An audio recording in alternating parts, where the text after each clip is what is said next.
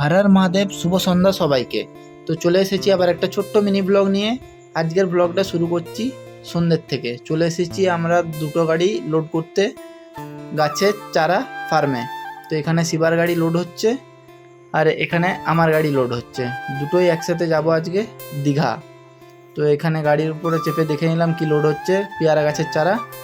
তো একটা বোর্ড দিয়ে দিল এখান থেকে যে এটা কাছে চিটিয়ে নাও, তাহলে রোডে কোনো অসুবিধা হবে না। তো তাই এটা চিটিয়ে নিলাম। ফাইনালি আমার গাড়িতে কাঁচে চিটানো হয়ে গেছে বোর্ডটা, ওইদিকে শিবার গাড়িও চিটানো হয়ে গেছে। তো শিবার গাড়িতে নারকেল চারা লোড আছে, শিবার লোড হয়ে গেছে। শিবা এরপর গাড়িটা বের করবে। তো শিবা এখান থেকে গাড়িটা বের করে সাইডে রাখবে। এদিকে আমার গাড়িও প্রায় লোড হয়ে এসছে। তো ফাইনালি লোড হয়ে গেছে, এবার এখান থেকে চালান নিয়ে বেরোবো। ফাইনালি চালানো পেয়ে গেছি, এখান থেকে বেরিয়ে পড়লাম। এখান থেকে বেরিয়ে যাব বাড়ি। তো বাড়িতে এসে গাড়ি সাইড করে গাড়িতে জল দিয়ে দিলাম কাঁচে আরে, তারপর বাড়িতে খাওয়া দাওয়া করে বেরিয়ে যাবো। তো ফাইনালি খাওয়া দাওয়া কমপ্লিট, এবার বাড়ির থেকে বেরিয়ে যাবো। বেরিয়ে পড়লাম বাড়ির থেকে, সবাইকে টাটা করে চলে এসেছি মেন রোডে। এখান থেকে যাব বাঁধকানা পাম্পে, ওখানে শিবা দাঁড়িয়ে আছে। তো পাম্পে চলে এসেছি, এখানে এসে দেখছি শিবার গাড়ি দাঁড়িয়ে আছে। শিবার তেল নেওয়া কমপ্লিট, আমার গাড়িতেও তেল নেওয়া চালু হয়ে গেছে, ফুল ট্যাঙ্কি করাবো। তো এখান থেকে তেল নিয়ে বেরোবো। ফাইনালি তেল ভরা কমপ্লিট, ফুল ট্যাঙ্কি হয়ে গেছে। তারপরে গাড়িতে 2 বোতল জল নিয়ে নিলাম, জল ছিল না একদম গাড়িতে। তো জল নিয়ে চলে এলাম গাড়ির কাছে। গাড়ির কাছে এসে দুজনে এরপর এখান থেকে বেরোবো। এখানে আমার গাড়ি আছে, পেছনে শিবার গাড়ি। তো গাড়ি শিবা স্টার্ট করে বেরোলো, এরপর শিবার পেছনে পেছনে আমিও বেরোবো। শিবাকে বললাম চো তুই, নিয়ে শিবা বেরিয়ে পড়লো, আমিও ফাইনালি বেরিয়ে পড়লাম। তারপর চলে এলাম কদমাঘাটি। কদমাঘাটিতে এসে দেখি আমার ফ্যান বেল্ট কেটে গেছে। তারপরে এখানে সারা রাত দাঁড়িয়ে থাকতে হলো, মিস্ত্রি পেলাম না। সকাল হয়ে গেছে, গ্যারেজে গাড়ি লাগিয়েছি, মিস্ত্রি এলো, কত নম্বর বেল্ট লাগবে দেখলো। বেল্ট দেখে পরে চলে গেলাম দোকানে, কেরানীগঞ্জ বাইপাসের দোকানে।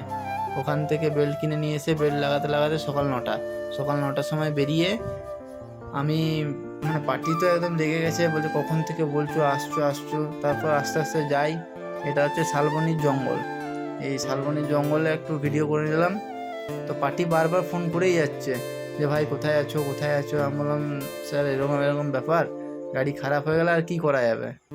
তারপর ওইখানে নাহলে শিবা আমি একসাথেই থাকতাম। তারপরে চলে এলাম খড়গপুর চৌরঙ্গি, ঢুকে পড়েছি। তো খড়গপুর চৌরঙ্গি থেকে আমি নিয়ে নেবো বাঁয়ে মেরে দিলে একদম যেটা উড়িষ্যার রোড যাচ্ছে ওটা ধরবো। তো ডান দিকে যাচ্ছে উড়িষ্যার রোড, সোজা যাচ্ছে কলকাতা। আমি ডান দিকে রোডটা নিয়ে চলে এলাম উড়িষ্যার রোডটা ধরার জন্য। তো ট্যাঙ্কারটা দেখতে পাচ্ছ, ওইটা যাচ্ছে সোজা, ও সোজা যাচ্ছে কলকাতা যাবে আর কি, কলকাতা কোলাঘাট। তো ফাইনালি এই গোলাইটা নেমে গেলেই, এই ওভারব্রিজের গোলাইটা নামলেই ডাইরেক্ট উড়িষ্যার রোডটা একদম ধরে নিলাম। এখান থেকে একদম টানা বেলদার থেকে বাঁয়ে মারবো, বেলদার আগে থেকে বাঁয়ে মারবো। তো বেলদার থেকে আমি বাইক ধরে নিলাম রোডটা যেখানে আমার খালি হবে আর কি, ইগড়া বলে জায়গা ওইখানে। তো এখানে জায়গাটা দেখে দারুণ লাগছে একদম। তো ফাইনালি আমি চলে এলাম, একদম দু সাইডে পুরো চাষে ভর্তি, দু সাইডে পুরো সবুজ আর সবুজ। তারপরে এখানে কোলা গাছ ছিল অনেক। তারপরে হঠাৎ এখানে এসে মাঝ রাস্তায় বৃষ্টি। তারপরে এখান থেকে দীঘা হচ্ছে 54 কিলোমিটার। ফাইনালি যেখানে খালি হবে সেখানে পৌঁছে গেছি। এখানে 3টের সময় পৌঁছে খালি করতে লাগিয়ে দিল এরা রাত 9টার সময় খালি করে এখান থেকে বেরিয়ে যাব। চলো দেখা হচ্ছে পরের ভিডিওতে। টাটা, সবাই ভালো থেকো।